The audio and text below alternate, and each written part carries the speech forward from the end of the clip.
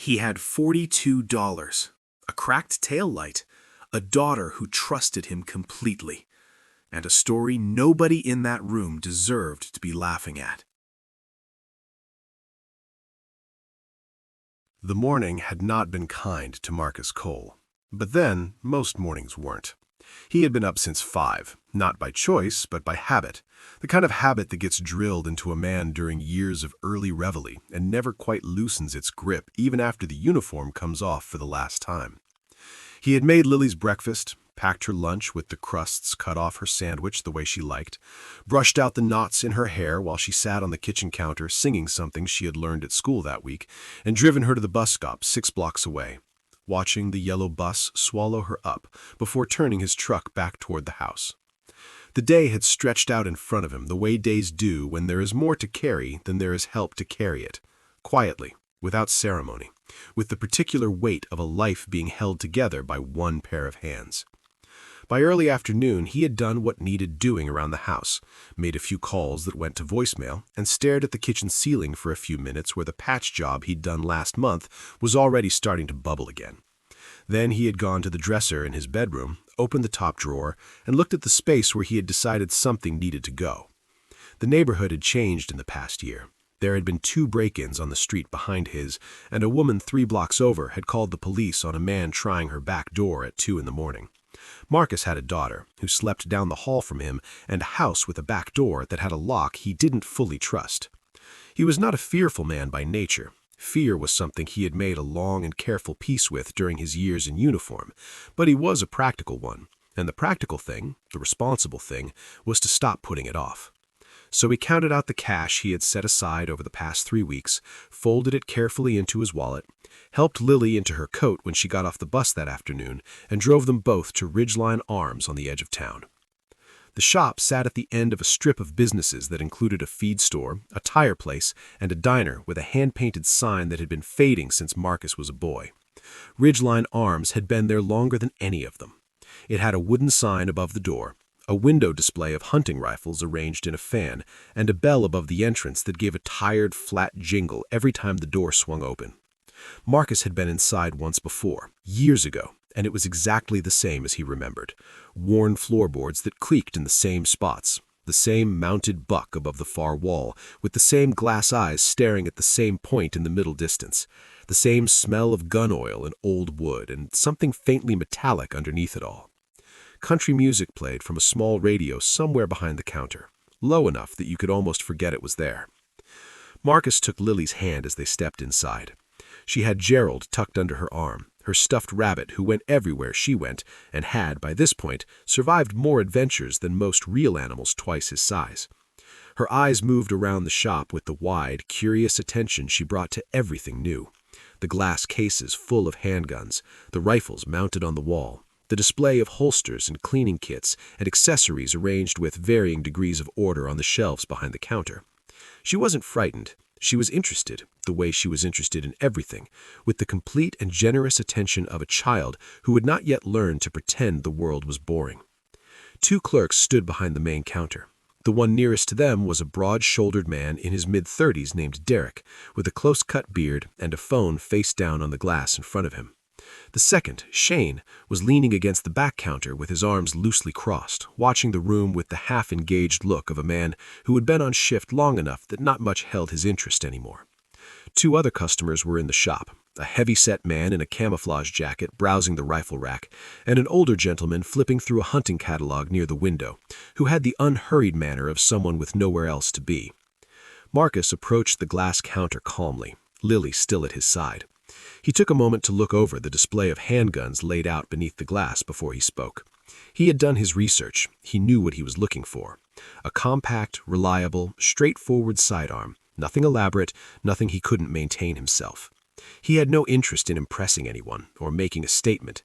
He just wanted to look his daughter in the face at the end of every day and know that he had done everything a father could do to keep her safe. "Help you?" Derek said, without looking down from his phone. "Yes, sir," Marcus said quietly. "I'd like to take a look at the M&P shield in the case there, if that's all right, the 9mm. Derek looked up then. He took his time doing it, a slow, deliberate look that started at Marcus's boots and worked its way up, taking in the faded olive-green army jacket with the fray and cuffs, the worn jeans, the patient and non-demanding face of a man who was used to waiting.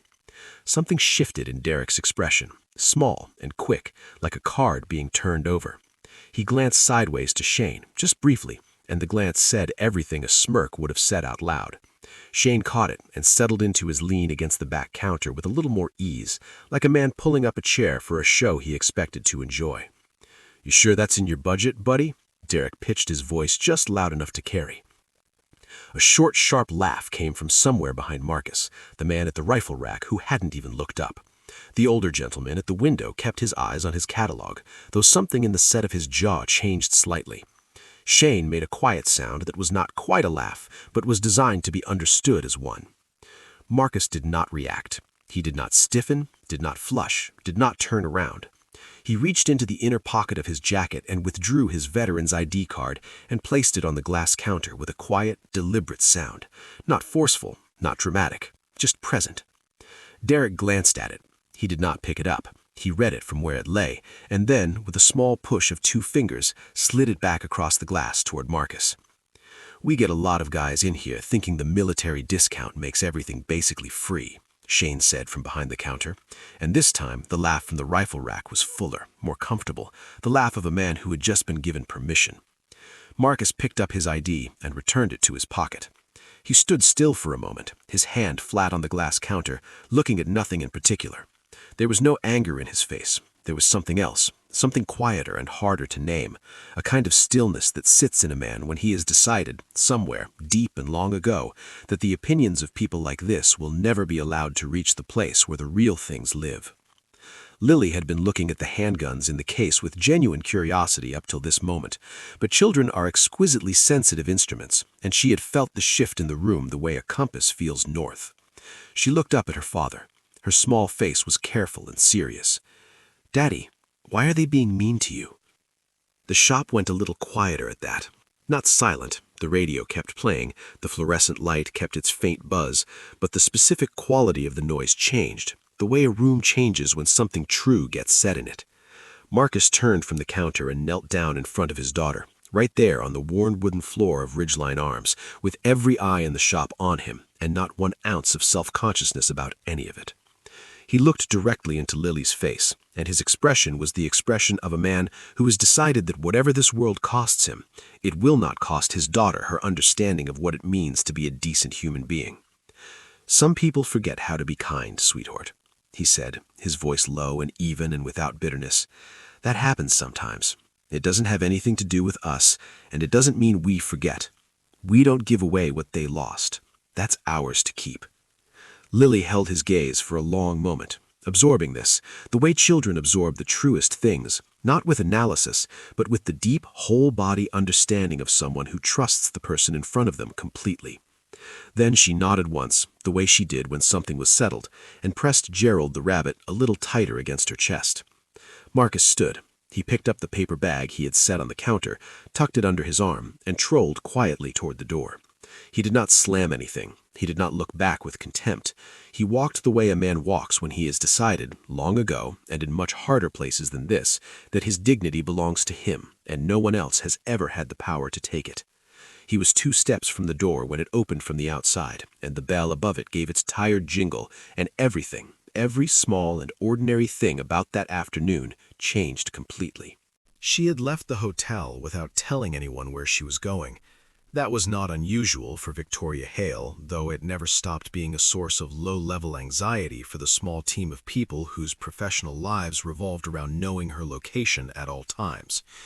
Her head of security, a composed and unflappable former Secret Service agent named Carla, had learned over 4 years of working for Victoria that there were 2 kinds of disappearances to worry about and 1 kind not to.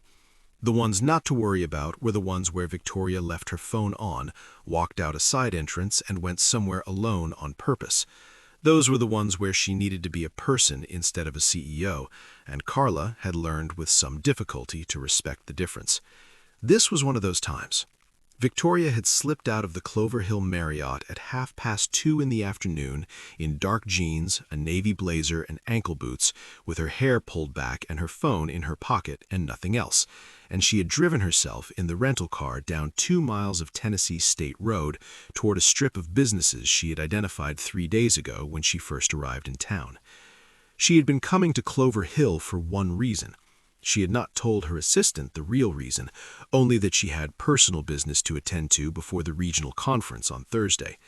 Her assistant was professional enough not to ask follow-up questions and experienced enough to know that Victoria's personal business was, as a rule, more serious than most people's professional crises. The real reason was a name on a document that her private investigator had placed on her desk 11 days ago, after 6 years of searching, after dead ends in Kentucky and North Carolina, and a particularly frustrating 4 months chasing a lead in western Texas that turned out to belong to an entirely different man with a similar service record. The real reason was a single line near the bottom of the report, in plain typed text, that read, "Subject currently residing in Clover Hill, Tennessee. Confirmed match. Attached, current address and known locations." Victoria had read that line 3 times before she set the document down and sat very quietly in her office for several minutes, looking at nothing, while the city moved 40 stories below her window. She had picked up her phone and called her brother. James had answered on the second ring, the way he always did when she called, because he had made a private rule for himself years ago that he would always answer when his sister called, no matter what he was doing, because she had answered for him during the worst night of his life, and he intended to spend the rest of it returning the favor in whatever small ways he could. He had been in his backyard when she called. She could hear the kids in the background, and when she told him what the report said, he had gone very quiet in the way that meant he was walking away from the noise so the children wouldn't see whatever was about to happen on his face. "Are you sure?" he had said, finally. "The investigator is sure," she had said. "I'm going to Tennessee on Monday." James had not said anything for a long moment. When he spoke, his voice was careful and a little rough at the edges. "Tell him," he said, "that I think about what he did every single day. Tell him I've never once taken a single day for granted. Tell him my kids exist because of him, and I want him to know that." A pause. "And Vic, tell him I'm sorry nobody told him sooner that it mattered." She had promised she would. She had been carrying that promise across 600 miles of highway and 3 days of waiting and one very long conference morning that she had sat through on approximately 4 hours of sleep, and now she was here, in the parking lot of a strip of businesses on the edge of a small Tennessee town, looking at the wooden sign above the door of a gun shop because the investigator's report had noted, among the subject's known locations, that he had called ahead to Ridgeline Arms 2 days ago to ask about availability on a specific model of handgun. She sat in the rental car for a moment before going in. She was not a woman who needed to compose herself as a rule. She had walked into rooms that were designed to intimidate her and walked out with everything she came for often enough that the process had become largely automatic. But this was different. This was not a negotiation or a board meeting or a congressional hearing. This was a debt that no amount of money or professional accomplishment had ever come close to touching. And the person she was about to face had no idea she was coming, and she wanted very much to do this right. She checked her reflection in the visor mirror once, not for vanity, but for steadiness, the way an athlete checks their form before a moment that counts. Then she got out of the car, walked across the lot, pulled open the door of Ridgeline Arms, and stepped inside. The bell above the door made its flat, tired sound. The smell of the shop reached her immediately, gun oil and aged wood, and something faintly metallic underneath. The particular smell of a place that has been exactly what it is for a very long time. Country music played from somewhere behind the counter. A fluorescent light buzzed faintly above the register. The shop was small enough that she took in the whole of it in a single sweeping glance. The glass cases, the mounted rifles, the 2 clerks behind the counter, the older man at the window with his catalog, and the heavy-set customer near the far wall.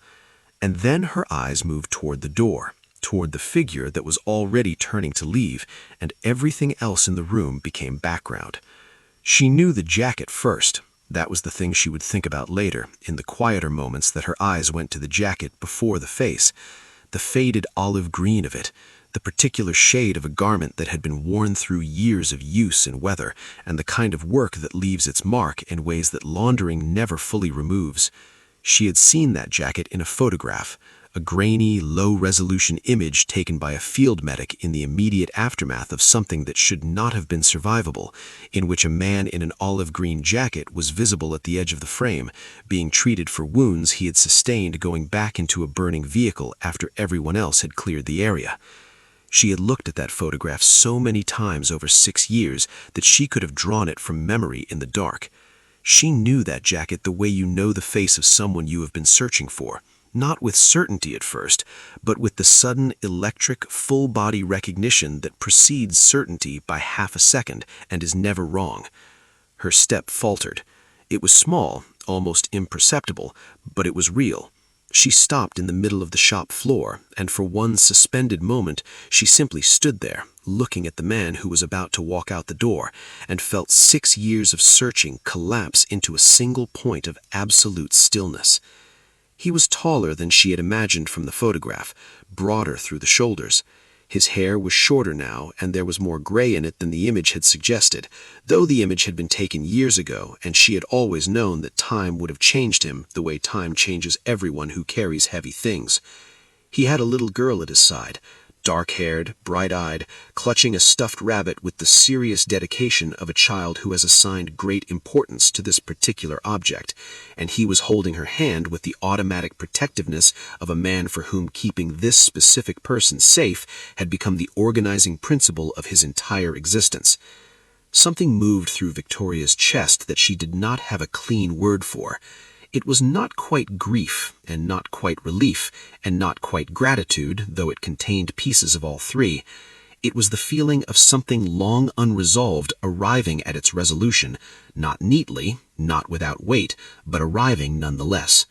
She crossed the shop floor in 3 measured steps and stopped directly behind him.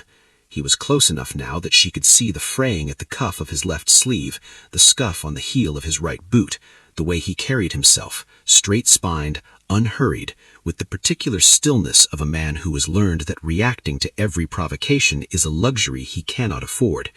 He sensed her presence the way people sense being watched, that subtle shift in the air that precedes awareness, and he turned. They were face to face. He was looking at her with the careful, neutral attention of a man who did not recognize her, which was exactly what he had expected, and somehow still caught her slightly off guard, because she had been carrying his face in her mind for 6 years, and his carried no trace of hers at all. They were strangers, except that they were not, and never had been, even before this moment. "Sergeant Cole," Victoria said. Her voice, which had addressed rooms full of people trained to find weakness in the pauses between words, did something on the second syllable of his name that it had not done in a professional context in longer than she could remember. It cracked, just slightly, just enough to be true. "My name is Victoria Hale," she said, holding his gaze, "and I have been looking for you for 6 years." The shop was absolutely silent. The radio played on, indifferent.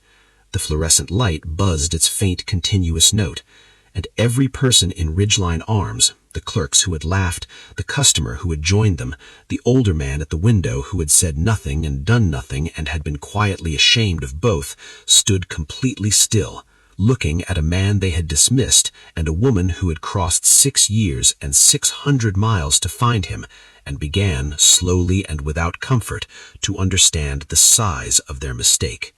Nobody moved. That was the first thing Victoria noticed after she spoke his name, the absolute, complete, almost physical stillness that had settled over the shop like a heavy cloth dropped from a great height. The 2 clerks behind the counter had stopped being anything other than witnesses. The man who had laughed from the rifle rack had let whatever amusement he had been carrying drain entirely out of his face. The older gentleman at the window had set his catalog down on the ledge beside him with the careful, deliberate motion of someone who understands that what is happening in front of them deserves their full and undivided attention. Even the radio seemed to have receded, as though the room itself had made a collective and unconscious decision to remove every possible distraction from this moment. Marcus Cole was looking at her with an expression that she would think about for a long time afterward, not because it was dramatic, but because it was the opposite. It was the expression of a man in the process of very careful internal accounting, cross-referencing what his eyes were telling him against what his instincts were saying, against what the logical part of his mind was prepared to accept. He was not a man who startled easily. She could see that immediately. And he was not a man who filled silence with noise just to make it more comfortable. He stood in it. He let it be what it was, and he waited. Victoria held his gaze and breathed once, slowly, and then she turned just slightly, not to perform, not to make a point, but because the truth she was about to tell belonged to this room as much as it belonged to the two of them, and she had decided in the parking lot, sitting in the rental car with her hands in her lap, that she was not going to whisper it. She was going to say it clearly, in the open, in front of every person who had stood in this room and laughed, or stayed silent, or looked away. Because the truth about who Marcus Cole was had been invisible for too long already, and she was not willing to let it be invisible for one more second. On the 14th of March, 2018, she said, her voice even and carrying to every corner of the small shop, an armored vehicle carrying 4 soldiers was struck by an improvised explosive device on a supply road outside Kandahar province, Afghanistan. The vehicle caught fire immediately. 3 of the 4 soldiers were able to exit the vehicle under their own power. The 4th was trapped inside. The fire had reached the engine compartment and was spreading toward the rear where the ammunition was stored. Everyone on that road understood what that meant. Everyone on that road understood the math of the situation, that the window for doing anything was closing in seconds, not minutes, and that the only rational decision was to move away and not toward. She paused. Not for effect, because the next part needed its own space.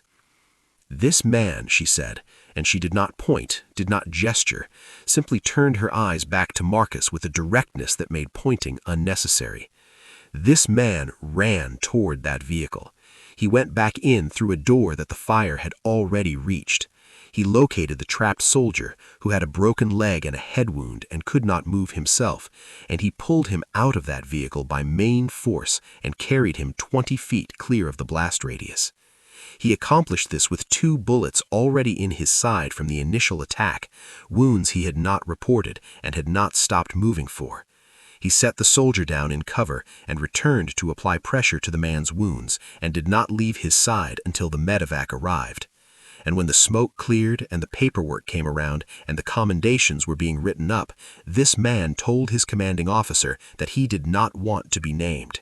He said, and here her voice did something she had not fully planned for, something that came from the 6 years of weight she had been carrying and the fact that she was finally setting it down. He said, "I don't need a piece of paper. I need James to go home." The fluorescent light hummed. Somewhere outside, a car passed on the state road. Inside Ridgeline Arms, nobody breathed. "James went home," Victoria said. "James is my brother. He has 3 children, a boy of 9, a girl of 7, and a boy of 4, who has their father's laugh and their mother's stubbornness, and who has never spent a single day of his life not knowing that his father loves him. James coaches Little League on Saturday mornings, and he is, by every honest account I have ever received, a genuinely terrible coach, whose players would follow him anywhere. He calls our mother every Sunday without exception. He was in the waiting room when she came out of surgery last spring, and he was the first face she saw. He was at my niece's first day of kindergarten with a camera that he had charged the night before, and a sign that said her name in letters so large they were visible from the school bus. She stopped, steadied herself. Every single one of those moments, every phone call, every bad coaching decision, every early morning with a charged camera and a handmade sign exists because of what this man did on a road in Kandahar province, when no one would have blamed him for doing nothing, when the math said do nothing, when every instinct for self-preservation that a human being possesses said stand back and survive. He did the other thing. He did it without hesitation and without expectation and without ever asking anyone to remember it. Marcus had not moved. His jaw was tight. His eyes were fixed on a point somewhere between the floor and the middle distance, with the focused inwardness of a man who is working very hard to stay on the surface of something that wants to pull him under. Lily had stopped fidgeting entirely. She was standing beside her father, with her hand still in his and Gerald pressed to her chest, and she was looking up at Victoria with the wide, unguarded attention of a child who does not yet have a framework for what she is witnessing, but understands in the deep, wordless way that children understand things, that it is important beyond her current capacity to measure. "On the 14th of March, 2018, Victoria said, her voice even and carrying to every corner of the small shop, an armored vehicle carrying 4 soldiers was struck by an improvised explosive device on a supply road outside Kandahar province, Afghanistan. The vehicle caught fire immediately. 3 of the 4 soldiers were able to exit the vehicle under their own power. The 4th was trapped inside. The fire had reached the engine compartment and was spreading toward the rear where the ammunition was stored. Everyone on that road understood what that meant. Everyone on that road understood the math of the situation, that the window for doing anything was closing in seconds, not minutes, and that the only rational decision was to move away and not toward." She paused, not for effect, because the next part needed its own space. "This man," she said, and she did not point, did not gesture, simply turned her eyes back to Marcus with a directness that made pointing unnecessary. "This man ran toward that vehicle. He went back in through a door that the fire had already reached. He located the trapped soldier, who had a broken leg and a head wound and could not move himself, and he pulled him out of that vehicle by main force and carried him 20 feet clear of the blast radius. He accomplished this with 2 bullets already in his side from the initial attack, wounds he had not reported and had not stopped moving for. He set the soldier down in cover and returned to apply pressure to the man's wounds and did not leave his side until the medevac arrived. And when the smoke cleared and the paperwork came around and the commendations were being written up, this man told his commanding officer that he did not want to be named. He said," and here her voice did something she had not fully planned for, something that came from the 6 years of weight she had been carrying and the fact that she was finally setting it down. He said, "I don't need a piece of paper. I need James to go home." The fluorescent light hummed. Somewhere outside, a car passed on the state road. Inside Ridgeline Arms, nobody breathed. "James went home," Victoria said. "James is my brother. He has 3 children, a boy of 9, a girl of 7, and a boy of 4, who has their father's laugh and their mother's stubbornness, and who has never spent a single day of his life not knowing that his father loves him. James coaches Little League on Saturday mornings, and he is, by every honest account I have ever received, a genuinely terrible coach, whose players would follow him anywhere. He calls our mother every Sunday without exception. He was in the waiting room when she came out of surgery last spring, and he was the first face she saw. He was at my niece's first day of kindergarten with a camera that he had charged the night before and a sign that said her name in letters so large they were visible from the school bus." She stopped, steadied herself. Every single one of those moments, every phone call, every bad coaching decision, every early morning with a charged camera and a handmade sign exists because of what this man did on a road in Kandahar province, when no one would have blamed him for doing nothing, when the math said do nothing, when every instinct for self-preservation that a human being possesses said stand back and survive. He did the other thing. He did it without hesitation and without expectation and without ever asking anyone to remember it. Marcus had not moved. His jaw was tight. His eyes were fixed on a point somewhere between the floor and the middle distance, with the focused inwardness of a man who is working very hard to stay on the surface of something that wants to pull him under. Lily had stopped fidgeting entirely. She was standing beside her father, with her hand still in his and Gerald pressed to her chest, and she was looking up at Victoria with the wide, unguarded attention of a child who does not yet have a framework for what she is witnessing, but understands in the deep, wordless way that children understand things, that it is important beyond her current capacity to measure. On the 14th of March, 2000, They walked out into the afternoon together. Not formally, not with any arrangement having been made. It happened the way things happen between people who have just shared something larger than ordinary conversation, which is to say that when Marcus turned toward the door and Victoria fell into step beside him, neither of them questioned it or commented on it, or gave any indication that it required discussion. Lily walked on Marcus's other side, her hand back in his, Gerald tucked under her free arm with the casual security of a child who has never once considered the possibility that Gerald might not be there when she reached for him. The bell above the door gave its flat jingle as they stepped out, and then the door swung closed behind them, and the country music and the fluorescent buzz and the particular interior atmosphere of Ridgeline Arms were replaced by the open Tennessee afternoon. Pale gold sunlight, a light wind carrying the smell of cut grass from somewhere down the road, the distant sound of a truck on the state highway 2 blocks over. Marcus's truck was at the far end of the parking lot, which was not a large parking lot, but he had parked at the far end out of habit, the habit of a man who does not assume he is entitled to the closest space and has never spent much time thinking about whether that assumption served him. The truck was a 2009 Ford F-150 in a color that had once been a specific shade of tan and had since become something more ambiguous, a color that belonged to the category of things that have been honestly used and make no apology for it. The left rear tail light had a crack running through it that had been repaired with electrical tape in a way that was completely functional and completely obvious, and the front bumper had a dent on the passenger side that had been there long enough that Marcus had stopped seeing it, the way you stop seeing the furniture in a room you know well.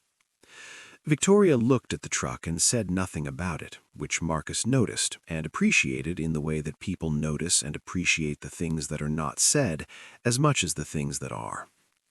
He opened the rear door and began the process of getting Lily settled, the booster seat buckle that always required a specific angle to engage properly, the straps that needed to sit flat across her shoulders and not twisted, the confirmation that Gerald was secured in the seat beside her rather than at risk of falling to the floor during the drive, which had happened twice before and produced a level of distress disproportionate to the danger, but entirely proportionate to the importance of Gerald as a figure in Lily's emotional landscape.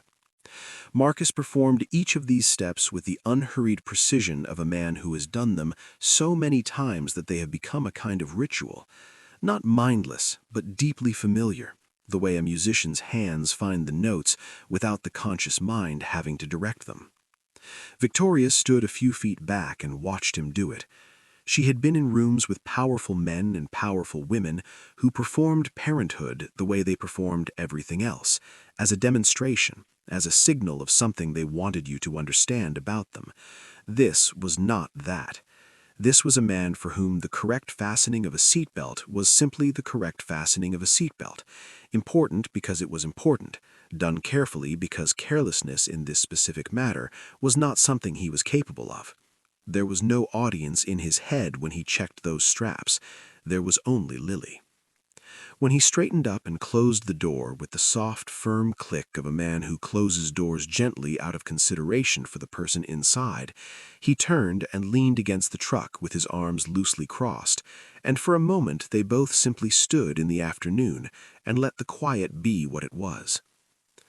"I want to know about your life," Victoria said, "not to intrude into it, just because James asks about you every time I see him, and for 6 years I've had nothing to tell him, and I'd like to be able to tell him something real."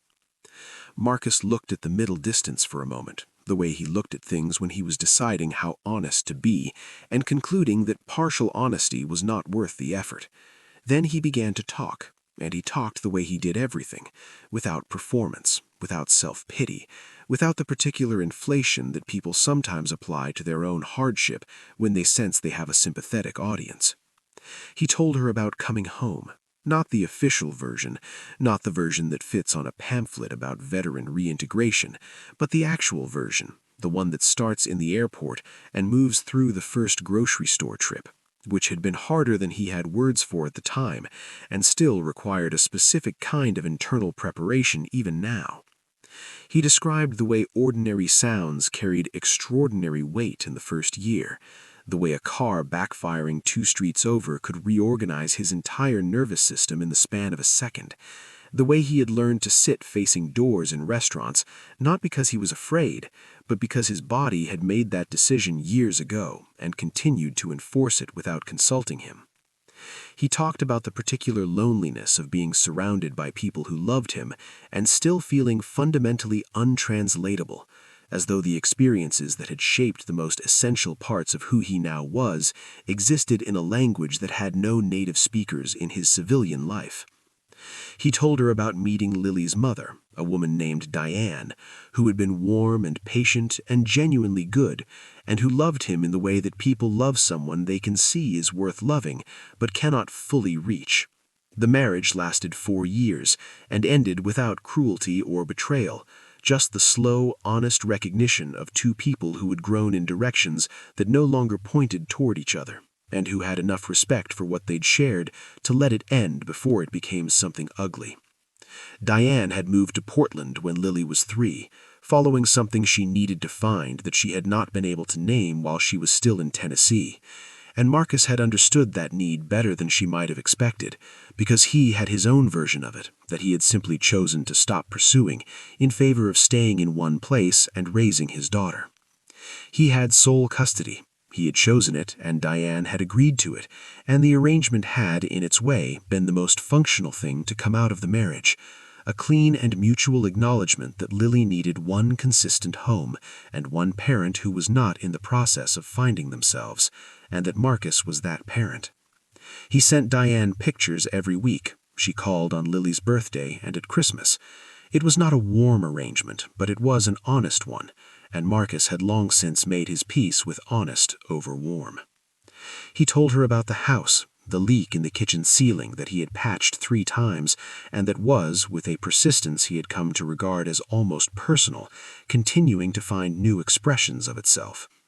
He told her about Earl, his 78-year-old neighbor, who had invented an ongoing series of home maintenance problems that required his assistance, and that both of them understood were not actually about home maintenance. Earl had lost his wife 2 years ago, and his son lived in Colorado, and called on Sundays, and meant well, and was not there. And Earl came over on Saturday mornings under the pretense of gutter work, and they drank coffee on Earl's porch, and talked about baseball and the weather, and occasionally, carefully, about the things that actually mattered. And this had become one of the fixed and important points in Marcus's week, without either of them ever formally acknowledging that it was. He told her about the Thursday calls with Danny Reyes, who had been in his unit, and now lived outside Memphis and worked in logistics, and had 2 boys and a wife who made tamales at Christmas and sent Marcus a container every year without fail, and who called every Thursday at 7 in the evening, not because they scheduled it, but because it had simply happened enough times in a row that it had become a fact of their lives, the way certain things become facts. Not through decision, but through repetition and the slow accumulation of reliability. "Do you have enough?" Victoria asked when he had been quiet for a moment. "Not financially, I don't mean that. I mean, do you have enough people, enough support, enough of someone watching your back?" Marcus thought about the question with the seriousness it deserved, which meant he did not answer immediately. He thought about Earl's porch, and Danny's Thursday calls, and the school run, and the patched ceiling, and the $42, and the way he had felt in that shop before she walked through the door. Not devastated, not broken, but quietly and persistently alone in a way that had become so familiar that he largely stopped noticing it, the way you stop seeing the furniture in a room you know well. "I've got enough to keep going," he said finally. "That's not the same thing," Victoria said. She said it without accusation, without pity, without the particular softness that people sometimes deploy when they want to make a hard truth feel like a kindness. She said it as a simple fact, the way she stated facts in boardrooms, clearly, without decoration, because the truth is not improved by being dressed up, and she had never seen the point of pretending otherwise. He looked at her. Something moved in his eyes, Not offense, not defensiveness, but the specific and slightly uncomfortable recognition of a man who has been seen accurately by someone who had no reason to look that carefully, and did anyway. He had spent a long time being invisible, and being seen with this degree of precision was, in its way, as disorienting as being dismissed. "No," he said, quietly. The admission cost him something. She could see that, and she respected the cost of it enough not to rush past it or fill the space it left with reassurance. She let it stand. She let him have the full weight of having said a true thing, because true things deserve to be felt and not immediately covered over. From inside the truck, a small fist knocked against the window. They both turned. Lily had Gerald pressed flat against the glass and moving the rabbit's arm in a slow, deliberate wave, her face arranged in the expression of someone who has been patient for a considerable amount of time and is The afternoon light had shifted by the time Victoria reached into her blazer pocket. It was the particular kind of Tennessee afternoon light that arrives in the hours before the sun starts its descent, not the bright, declarative light of midday, but something softer and more considered. The kind of light that turns ordinary parking lots into something almost cinematic and makes people say things they might have found harder to say in the flat clarity of noon. It fell across the hood of Marcus's truck and across the two of them standing beside it, and it made the moment feel, without either of them trying to make it feel that way, like something that had been a long time coming and had arrived exactly when it was supposed to. Victoria did not lead into it slowly. She was not a woman who believed in lengthy approaches to important things, having found over the course of her career that the lengthy approach was usually a form of self-protection for the person delivering the news rather than a consideration for the person receiving it. She had something direct to say, and she said it directly, the way she always said the things that mattered. "I want you to come and work for Hale Tech," she said. Marcus looked at her without speaking. He did not recoil from it or lean toward it. He simply received it, the way he seemed to receive everything, with patience and a kind of careful internal attention, as though the words deserved to be fully heard before any response was formed. "We have a division," Victoria continued, "called the Veterans Reintegration Program. I built it 3 years ago because I had spent enough time reading the statistics about former service members struggling to find their footing after leaving the military, and the statistics had stopped being numbers and started being faces, and I could not in good conscience continue running a defense technology company without doing something meaningful about the people whose service made the work of that company possible in the first place." She paused briefly, not for effect, but because the next part was the part that mattered most, and she wanted to say it without rushing it. "The program exists. It functions. It has a staff and a budget and a track record that I am genuinely proud of.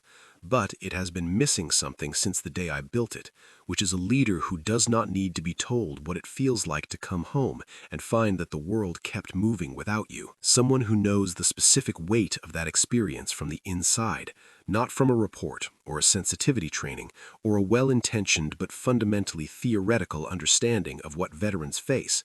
Someone whose presence in that room tells every person who walks through the door before a single word is spoken that they are understood." She looked at him steadily. "I think that person is you." The silence that followed was not uncomfortable. It was the silence of a man taking something seriously, which is a different quality of silence entirely from the silence of a man who has nothing to say. Marcus was looking at a point somewhere past the hood of his truck, his arms still loosely crossed, his expression doing the careful internal accounting that she had come to recognize as his process, not resistance, not calculation, but honest consideration, the kind that cannot be hurried and should not be. "I'm not a corporate person," he said. He said it without apology and without self-deprecation, simply as a fact about himself that he considered relevant to the conversation and wanted to put on the table. "I know that," Victoria said, "and I want to be clear with you that I'm not asking for one. The last thing the Veterans Reintegration Program needs is someone who knows how to navigate a corporate structure.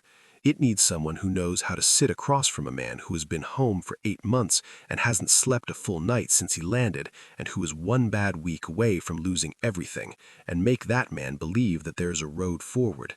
That is not a corporate skill. That is a human one, and it is not a skill that can be taught in a training room or developed through professional development modules. You either have it or you don't." She paused. "You have it.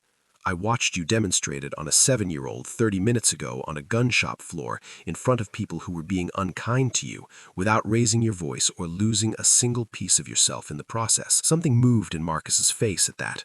A small, involuntary thing, the faint evidence of a man being seen in a way he had not prepared for and did not entirely know what to do with. What would it actually look like? The day-to-day? Victoria appreciated the question. It was the question of a man who did not make decisions based on the impressive version of things, who needed to understand the actual texture of a commitment before he would consider making it. She answered it the way it deserved to be answered, completely, without the promotional gloss that she sometimes caught her own staff applying to things when they were trying to make them sound better than they were. She told him about the team. 8 people currently, a mix of veterans themselves and trained counselors and case managers, a good group with genuine dedication and a workload that consistently exceeded their capacity because the need was larger than the program's current reach. She told him about the office, which is in Nashville, 40 minutes from Clover Hill, and about the possibility of remote work for the first few months while Lily finished out her school year, which Victoria had already considered before making the offer, because she was not in the habit of making offers without thinking through their practical implications for the person receiving them. She told him the salary, a number that was specific and fair, and considerably more than Marcus was currently managing on, stated plainly without inflation or drama, because the number was the number, and she did not believe in dressing up compensation as though it were a gift rather than an exchange. And then she told him the hard parts, because the hard parts were as real as the rest of it, and he deserved to know them. She told him about the cases that would break his heart. And they would, she said, without softening it. There would be veterans who came through the program so damaged and so far from themselves that all the skill and patience and presence in the world would not be enough to reach them, and he would have to find a way to carry that without letting it hollow him out. She told him about the bureaucracy, the funding cycles, the organizational politics that exist in every institution regardless of its intentions, and that would sometimes require him to fight for resources in rooms full of people who had never spent a day in uniform and did not fully understand what they were being asked to fund. She told him it was hard, that it was the kind of hard that required something from you every single day and did not always give something back in proportion to what it took, and that the only people who lasted in this kind of work are the ones who had found a reason for doing it that was larger than the difficulty of doing it. Marcus listened through all of it without interrupting, without nodding along in the performative way that people sometimes nod to signal understanding before understanding had actually arrived. He listened with the full, still attention she had noticed in him from the beginning, the kind of listening that made you, as the person speaking, that your words were landing somewhere real, rather than being processed and categorized and filed away. When she finished, he was quiet for a long moment. The afternoon light continued its slow shift. Somewhere in the truck, Lily had apparently exhausted Gerald's entertainment potential and had fallen asleep, her head tipped sideways in the particular boneless way that children sleep, completely and without reservation, as though the whole concept of staying awake had simply ceased to be relevant. "Can I think about it?" Marcus asked. "Take all the time you need," Victoria said. "There is no deadline on this. The offer does not expire. Whenever you are ready to give me an answer, yes, no, or something in between, I will be ready to receive it." He nodded slowly. Then he looked at her with the directness that she had come to understand was not confrontational, but simply honest, the gaze of a man for whom eye contact was a form of respect rather than a form of dominance. "How is James?" he asked. "Really. Not the version I'd hear if I ran into him somewhere and asked how things were going. The real version." The question surprised her, though it should not have, because it was entirely consistent with everything she had observed about him in the past hour. He had not asked about the salary first, had not asked about the benefits or the title or what it would look like on a resume. He had not asked any of the questions that the offer itself had been designed to answer. He had asked about James. He had asked about the person, not the program. He had asked the way a man asks when he has been carrying someone in his thoughts for a long time and has finally found someone who can tell him the truth about how that person is doing. Victoria felt something shift in her chest, soft and certain, the feeling of a long-held tension releasing its grip on something it had been holding without her full awareness. "He cried when I called him," she said. "Not when I told him about the offer, or about finding you, or about any of the practical things. He cried in the parking lot of a Cracker Barrel in Georgia the moment I said I thought it was really you. I had to sit with him for 20 minutes before he was in any condition to drive. He made me promise 3 things: that I would bring you to Sunday dinner if it was confirmed, that I would tell him he thinks about what you did every single day, and that I would make absolutely sure you knew that not one moment of his life since Kandahar has been taken for granted. She paused briefly, not for effect, but because the next part was the part that mattered most, and she wanted to say it without rushing it. He's already decided what he's cooking. He's been deciding for years, apparently. It changes depending on his mood, but currently it's brisket, and he is very committed to it. Marcus made a sound that was almost a laugh, not the full, sudden laugh that Gerald's window performance had produced, but something quieter and more private, the sound a man makes when something he's been carrying for a long time is gently lifted from him by someone who understands its weight. "Tell him I said it was nothing," Marcus said. "He will tell you it was everything," Victoria replied. "Then I suppose we'll have something to argue about over dinner." "I suppose you will," Victoria said. "He has been waiting 6 years for that argument. He will be very well prepared." Marcus smiled at that. A real smile, slow and unguarded, the kind that arrives without being summoned and stays without being managed. He reached out and took the card she offered, looked at it briefly, and tucked it into the inner pocket of his worn jacket, close to where he kept his veteran's ID, which Victoria noticed and said nothing about, because some things are better honored in silence than acknowledged in words. "One more thing," she said. She hesitated for just a moment, not from uncertainty, but from wanting to say it in a way that wounded his pride, because she had enough respect for him by now that his pride was not vanity, but the carefully maintained evidence of a man who had kept himself intact through years of difficulty and was not about to stop doing so. "The gun you came in for today, please let me go back inside and buy it for you." Marcus immediately shook his head, and there was no hesitation in it, nor offense either, just the clean refusal of a man who knows where his lines are and does not move them for anyone, including people he has decided to trust. "I can buy my own," he said. "I know you can. I know. I just want to do something, even something small." 6 months is not a long time, in the way that the world measures time. It is not long enough to change a city or reshape a landscape or alter the course of anything that moves at the speed of institutions and governments and the slow, grinding machinery of policy. But it is long enough to change a life. It is long enough for a man who has spent years being invisible to step, carefully and without fanfare, into a version of himself that was always there but had never been given the room it needed to stand up straight. It is long enough for a little girl to decide that the woman who once held her rabbit in a Tennessee gun shop is someone she would like to know better, and to pursue that decision with the focused determination that 7-year-olds bring to everything they have decided matters. It is long enough for a Thursday phone call to become a standing celebration rather than a check-in, for a neighbor named Earl to stop pretending his gutters needed work and simply start showing up on Saturday mornings with 2 cups of coffee and a baseball opinion, for a bubbling patch on a kitchen ceiling to be properly fixed by someone who finally had the time and the resources to fix it correctly, rather than managing it indefinitely. 6 months, it turned out, was exactly long enough. Marcus Cole stood at the podium on the 14th floor of Hale Tech's Nashville office on a Thursday morning in early autumn and looked out at the room that Victoria had built and that he had, in the past 6 months, quietly and thoroughly made his own. It was not a grand room. It was a conference room with good lighting and a long table pushed to one side to make space for chairs arranged in loose, informal rows, because Marcus had decided in his first week that the Veterans Reintegration Summit would not look like a corporate presentation and would not feel like one, because the people it was designed to serve had spent enough of their lives being processed through systems that did not see them as individuals, and he was not interested in adding another system to that list. The banner behind him read, "Veterans Reintegration Summit," because coming home isn't the end of the mission.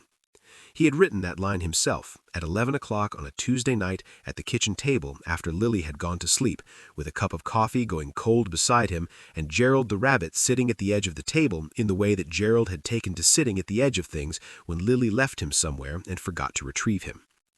He had written 12 different versions of the banner line before that one, and when it arrived, he had known it immediately, the way you know the right thing when it finally shows up after a long search, not with fanfare, but with the simple, unmistakable feeling of a thing settling into its correct position. There were 60 people in the room, veterans and their families, counselors and case managers from the program's expanding network, a small group of journalists who had been carefully briefed on what this program actually was and what it was not before being granted access. And in the front row, arranged with the particular intimacy of people who have found their way to each other through circumstances none of them would have chosen, but all of them now would not trade, Victoria Hale, her brother James in a Tennessee Volunteers cap that he wore with complete sincerity, James's wife Renata, who had cried twice already this morning and was making no particular effort to conceal it, and Lily in the small blazer that she and Marcus had found on a Saturday shopping trip that had turned into a 3-hour expedition involving 2 food courts and a lengthy and deeply serious negotiation about whether Gerald required a matching outfit. Gerald had not received a matching outfit. This remained, in Lily's view, an open matter. Marcus looked out at the room before he spoke. He did this for a full 10 seconds, which is longer than it sounds when 60 people are watching you and waiting, but which felt to him like the correct amount of time. Enough to let the room settle into itself. Enough for the people in it to feel that they were being seen rather than addressed. Enough for him to find the particular internal steadiness that he had learned over the past 6 months to locate on purpose rather than waiting for it to arrive on its own. He had notes on the podium in front of him. He had written them carefully over the course of the previous week, revising them each morning at 5 a.m. while the coffee brewed and the house was still dark and quiet around him, the hour that had always belonged to him before the day belonged to everything else. He looked at the notes for a moment after he stepped up to the podium. Then he set them aside. Not dramatically, not as a performance of spontaneity, just because he had realized, standing there with 60 faces looking back at him, that what he needed to say did not live in the notes. It lived in everything that had happened before he wrote them. He cleared his throat once and began. "When I came home from my last deployment," he said, and his voice was even and unhurried and carried to every corner of the room without effort, "I did not know how to ask for help. I had spent years being trained very thoroughly, very effectively trained to be the person that other people called when things went wrong, the person who ran towards the problem rather than away from it, the person who stayed calm when other people couldn't, who made decisions when other people froze, who showed up and kept showing up regardless of the cost. That was the identity I had built, the one that I had earned and believed in and organized my entire sense of myself around. And the idea that I might be the one who needed someone to show up for me, that did not fit anywhere in the framework I had constructed. It felt, if I am being fully honest with you, like a form of failure that I was not prepared to acknowledge even to myself." The room was completely still. Outside the conference room windows, the Nashville skyline went about its business, indifferent and unhurried, the way cities always are to the important things happening inside their buildings. I spent a long time being invisible. Some of that invisibility was chosen. I chose it because it was easier than being seen and not understood, easier than trying to explain the interior of an experience to people who had not lived it and who, despite their best intentions, were working with a version of it assembled from movies and news reports and the particular simplifications that civilians apply to military service because the full truth of it is too complex and too costly to hold for long. Some of the invisibility was not chosen. Some of it was simply the world being what the world is, busy, distracted, moving at a speed that does not naturally accommodate the pace at which certain kinds of healing have to happen. He paused and let that sit in the room for a moment, let it find the people it was meant to find, which it did, quietly and without direction, the way true things find the people who need them. "I want this program to be the thing that looks anyway. I want it to be the presence that shows up before the call for help is made, because I know from the inside, not from a textbook, that there are people who will never make that call. Not because they don't need help, not because the help isn't there, but because the version of themselves that they were trained to be does not have a mechanism for making it. I want this program to be the thing that makes the mechanism unnecessary, that walks through the door before the door has to be opened from the inside, that says you don't have to be falling apart to deserve support. You don't have to have reached the end of your rope to be worth reaching for. You just have to have served and come home and be trying in whatever way you can manage on whatever kind of day you're having to figure out what comes next." His voice remained even throughout, but there was something in it the room could feel. not emotion performed for effect, but the weight of a man speaking from a place that had been earned through years of carrying what he was describing, and who had decided that the carrying had been worth something, and that something it had been worth was this room, these people, this particular Thursday morning in early autumn, with the Nashville light coming through the windows and 60 people listening with the quality of attention that only arrives when someone is telling you the truth. 6 months ago, Marcus said, I walked into a gun shop in Clover Hill, Tennessee. I had my daughter with me.